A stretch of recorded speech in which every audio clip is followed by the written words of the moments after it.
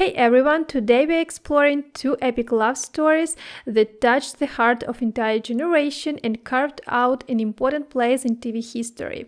Buffy the Vampire Slayer and The Vampire Diaries. You've probably seen the comments under Buffy and Spike edits. Some called them the original Delena. But is that really true? What exactly do this show have in common beyond the obvious?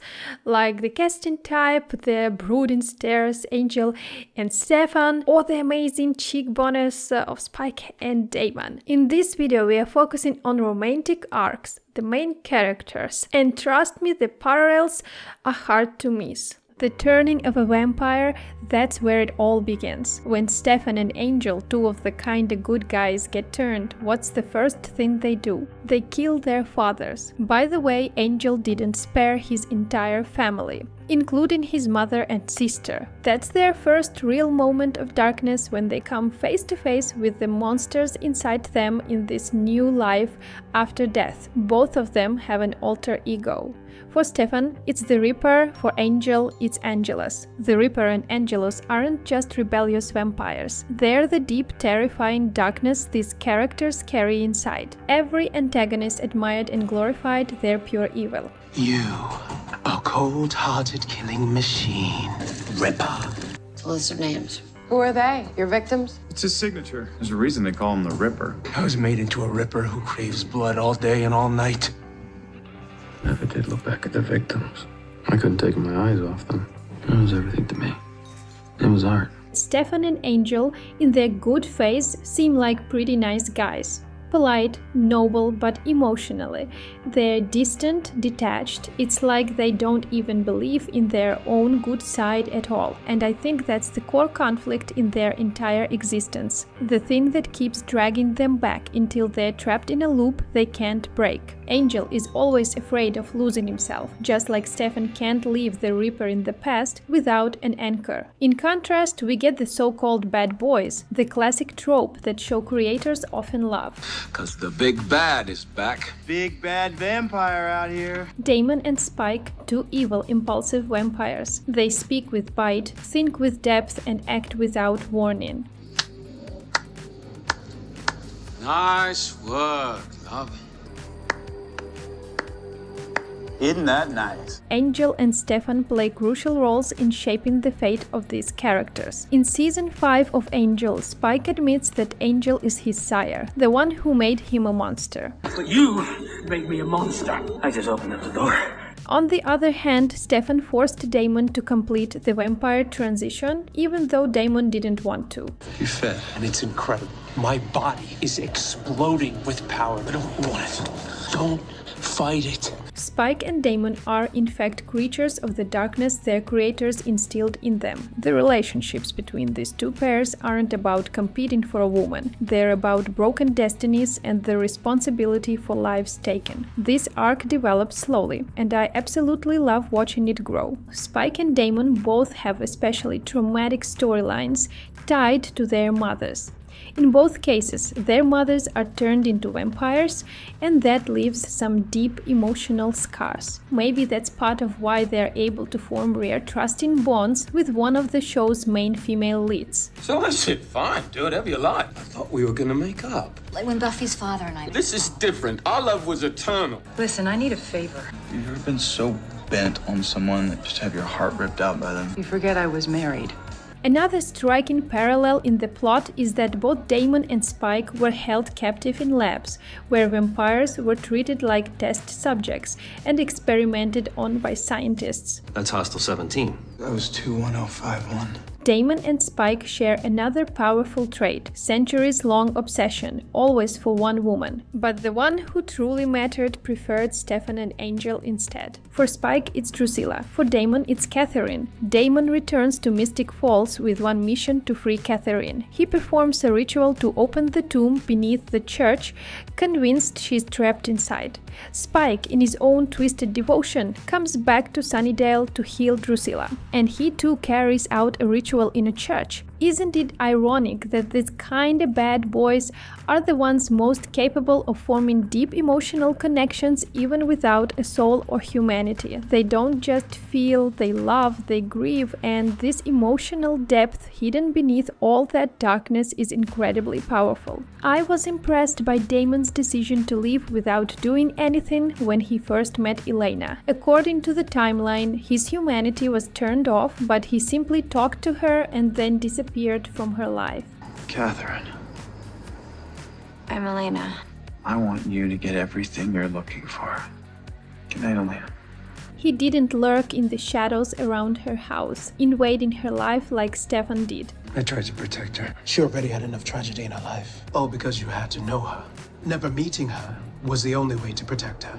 Our special girl, chosen. Buffy is the Slayer. Elena is the doppelganger. Former cheerleaders both hang out in cemeteries. They each have a mentor, a father figure who trains and supports them. For Buffy, it's Giles. For Elena, it's Alaric. In the early seasons of the show, the storyline revolves around a blood sacrifice. Buffy's blood is needed by the Master, Elena's by Klaus. Luckily, they both survive after the ritual. An interesting detail, Stefan and Angel share a dark past with these vampires. From the parallels in their stories, our main characters receive protective gifts. A cross from Angel and a Vervain necklace from Stefan. Different mythologies, same message. And here's another fun little thing, both Buffy and Elena kept a diary. In the first season of Buffy, she asks Angel if he's been reading her journal. You read my diary? I didn't read it, I swear. Oh. And of course, there's the same scene in the Vampire Diaries when Stefan finds Elena's. Sure, good guys don't read diaries. Never. They only destroy entire villages. But a diary, that's crossing the line. Don't worry, I didn't read it. No?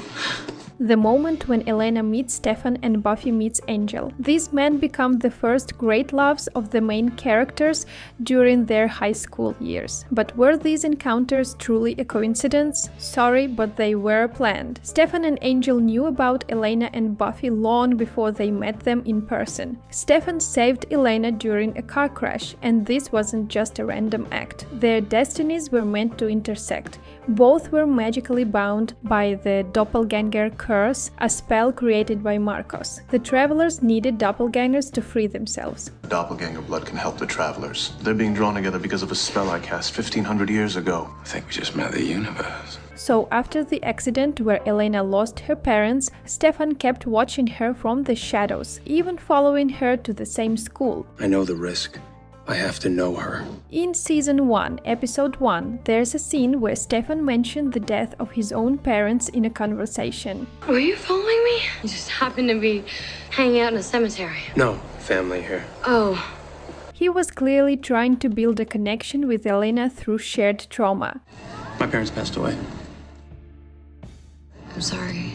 But as you may remember, he killed his own father over 100 years ago. I mean, if it had been done by the bad vampire, I'd get it. It would make sense as a manipulation written into the script. But coming from the nice guy, why? As for Angel, he received instructions from the half-demon, Whistler, who showed him Buffy's role in his path to redemption. Later, it becomes clear that Whistler's true mission was to bring Buffy and Angel together to fulfill the Twilight prophecy. Buffy and Angel's lovemaking was the catalyst needed to give birth to the Twilight dimension, which basically brings the apocalypse. This happens in Season 8 of the Buffyverse. After meeting the demon messenger in Season 1, Angel steps into Buffy's life as the mysterious stranger. In some sense, this wasn't love at first sight, it was love at first spying. The worst part, this truth comes out too late for the girls, when they already have strong feelings, when they trust them, when they're already in love. And that's why, to me, the storylines with Stefan and Angel sometimes feel a little fake.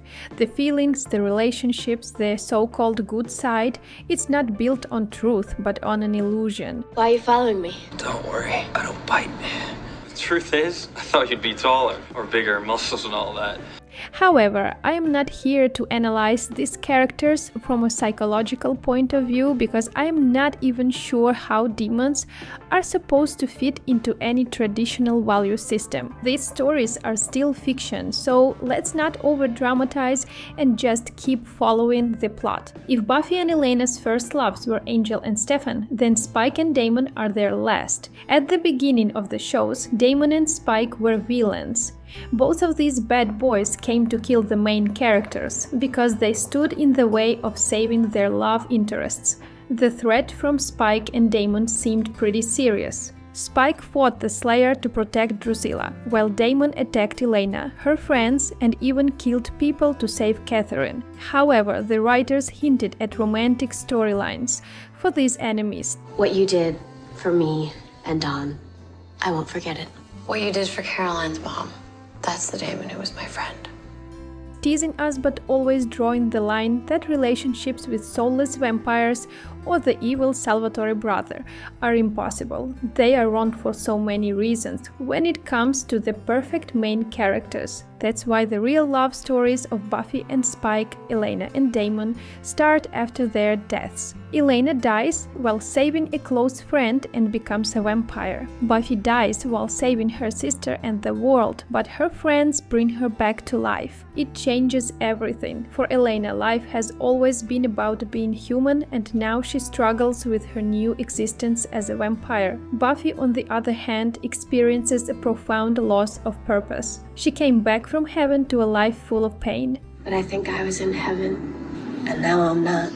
In these dark times, Damon and Spike help Elena and Buffy feel alive again. Not right, not heroic, just alive. He's everything I hate that I'm supposed to be against. The only time that I ever feel anything is when... That in death, you're the one that made me feel most alive. Their friends, the people around them, and even some viewers dislike this darker side of the new confused relationships. Hoping you'll sleep with him. Well, maybe I did. You didn't. You did what? He's always been there for me when I needed him. With your boyfriend. What I do with my personal life is none of your business. God, what were you thinking?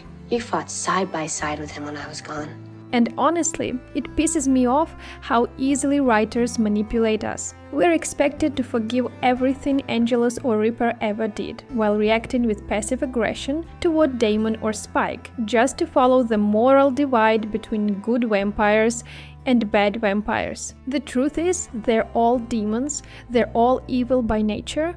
I wish the narrative offered more justice. I mean, a few seasons focused on how much a not-so-pure relationship feels wrong for the girls we once knew in high school, but they're no longer those people anymore. I feel different. Maybe I came back wrong. Who I am, that I've become, is different. Darker. Something's changed. There are several controversial episodes that have been criticized. For example, there's a scene where Damon teaches Elena to drink blood and admit her vampire nature at a university party. The whole episode was made to feel pretty dirty. Another controversial moment happens on the balcony, where Buffy and Spike are close enough, but they're looking at their friend, at a life they no longer belong to. Even the actress who played Buffy didn't understand where her character was headed at that point. It was hard for her to accept new Buffy. I think it has nothing to do with betraying themselves. This is a chapter for Buffy and Elena, a journey, and in this dark time, there are people who want to fix you, to make you normal, and there are others who can handle it completely. And how do you feel when you're with Stefan? When he looks at me, all he sees is a broken toy. I'm a problem that needs to be fixed. Spike and Damon become the ones who don't promise saving or anything. They just stay. As usual, there's something wrong with Buffy. Maybe because for the first time since I'm free. Being with Damon feels like I'm free. This is a story of growth. Elena and Buffy intuitively trusted Damon and Spike when things got really bad. I'm counting on you. Till the end of the world. You have to stay, because I'm not ready for you to not be here. I believe Damon and Spike are the shadows of the protagonists, the hidden layer of Elena and Buffy. The dark facet, the passion, the guilt, the cruelty mirrors of them. I mean emotionally and literally. You always hurt the one you love, right? You always hurt the one you love. Here endeth the lesson. Here endeth the lesson. Elena, without humanity, acted purely on instinct, like Damon. They are similar in the worst and best aspects. Because she's a vampire, you can't love her if she is one. But she's not supposed to be this person. I don't want her to be. I want to be clear about one thing. I'm fine with her either way, brother. I've seen the best and the worst of you, and I understand with perfect clarity exactly what you are. You're the one, Buffy. However, Buffy and Elena aren't the only ones who change on this journey. Spike and Damon change too. They are not tools for the protagonist's story to move forward, they are fully developed personalities who evolve. And this transformation is not always easy or smooth. These guys ventured into the darkness to fight demons, not rejected to hide away. We see Spike and Damon do bad things, often without thinking, simply because they're hurt, feeling pain. This means their evil is not cold, devoid of humanity or a soul they can still feel. This is rare in this vampire universe. Creature of the night here, yeah? She thinks I'm housebroken. She forgot who she's dealing with. She's confused about where she fits in. I'm supposed to be too, because I'm not. I know what I am. I am a killer. That's what I do. And now I can. Again. All right? This might hurt a little. I can't be what she wants me to be. This is who I am, Jessica. Do I kill you? But I have to, Jessica, because I'm not human. So, the fact that Spike and Damon choose to be better, to be happy, even if it's not perfect, is a big deal. You faced the monster inside of you and you fought back. It's about fighting again and again. In season 3, Buffy tried to get through to Angel with this viewpoint. He was going through another phase, thinking he could atone for everything he'd done by burning in the sun. I can smell the sunrise long before it comes. Angel, please, you have to get inside. I'm weak. It's not the demon in me that needs killing, Buffy. It's the man. But if you die now, then all that you ever were was a monster. You can never understand what I've done. You just give up. And that's okay if it feels familiar while watching the Vampire Diaries with Elena and Stefan. You're not alone. There are a lot of echoes. The sunrise. You don't understand, Elena. The next time I hurt somebody, it could be you. That pain is with me all the time. Writers of iconic shows often lean into emotional extremes when it comes to love stories. As viewers, we're pulled between two different kinds of emotional depths. I think it really depends on what you prefer. Visuals, facial expressions, or whether you're someone who values characters who can openly talk about their feelings. Stefan and Angel are always portrayed as thoughtful, calm, and kind. And while I can see those qualities on screen through the acting, I am sorry to say I don't feel them. In contrast, Damon and Spike, beyond the humor or their wild lines, often reflect and speak about emotions with raw honesty. I just had to say it once. You just need to hear it. I love you, Lorna. And it's because I love you that I can't be selfish with you. I don't deserve you. I'm not asking you for anything. When I say I love you, it's not because I want you, because I can't have you. It has nothing to do with me. I love what you are, what you do, how you try. Both shows have a lot in common, from small details to entire episode scenarios. How Angel and Stefan were locked in a box and submerged in water. Similar moments in the dialogue. Add to that the body-swapping storylines. Buffy and the Dark Slayer Faith, Elena and her evil doppelganger Catherine. The scenes where Damon and Elena drink at the bar give an absolute sense of déjà vu, similar to when Buffy and Spike went to the bar. This was a significant part of the story, offering fans of the show meaningful emotional experiences while watching. We can also look at the visual aspect. How often we see scenes of Elena and Damon on the porch of her house, which seems like an original reference to Spike and Buffy having their moments near her home. Stefan and Angel both snuck into the main character's bedroom window in almost identical ways. Spike and Damon display similar tendencies, such as going through Buffy and Elena's underwear, drinking bourbon, or their fighting style, where both enjoyed snapping the necks of their enemies. Another shared theme is the concept of a cure for vampirism. In both Buffy and the Vampire Diaries, this cure becomes a major plot point, and of course the classic finale twist: only one person can take it. This made me think about how these shows also include the same choices for good guys involving ex-lovers. Before Catherine died, Stefan gave her a second chance. He was clearly open to her romantically. At the same time, I was rewatching Angel and noticed how deeply Angel cared about Darla before she passed. He fought for her life, her soul, for them. But honestly, I don't think Elena or Buffy would have been okay with that. Darla and Catherine brought a lot of pain into their lives, and yet somehow those women hold this strange kind of power over the so-called good guys. I was happy to see new romantic interests for Stefan and Angel. The writers did a really good job of bringing someone who starts off as a mean girl but becomes more complex. Stefan and Caroline, Angel and Cordelia, nice move. From the very beginning, these girls were interested in Stefan and Angel, but they had no chance and were rejected, and I can't hide the fact that these women developed much more than our good guys throughout the show. But guess what? The new couples break up already, and unfortunately, one of them dies. I am convinced it's not because the writers are bad or cruel to Stefan and Angel. It's because they don't see these characters evolving further in their current storylines. They are tied to a single archetype, and that doesn't work well in other contexts. That's why, as a viewer, I get tired of the cycle in this pointless martyr era. They leave their loved ones for their own good, disappear to save brother, the world, anyone except themselves. This sacrifice, from a plot perspective, is not always the only or the best option. It's simply another chance to escape. Without a doubt, Angel and Stefan embody tragedy. Beautiful, emotional, yet almost frozen in place. And you know what I did? After that, I spent 30 years trying to pull myself together. Sometimes it feels like no one wins in their inner struggle. There's only pain. This idea hits hard in season 5 of Angel, when he angrily asks Spike how he dealt with his guilt. You asked for a soul. I didn't. I spent 100 years trying to come to terms with infinite remorse. You spent 3 weeks moaning in a basement, and then you were fine. You had a soul forced on you, make you suffer for all the horrible things you've done. But me, I fought for my soul.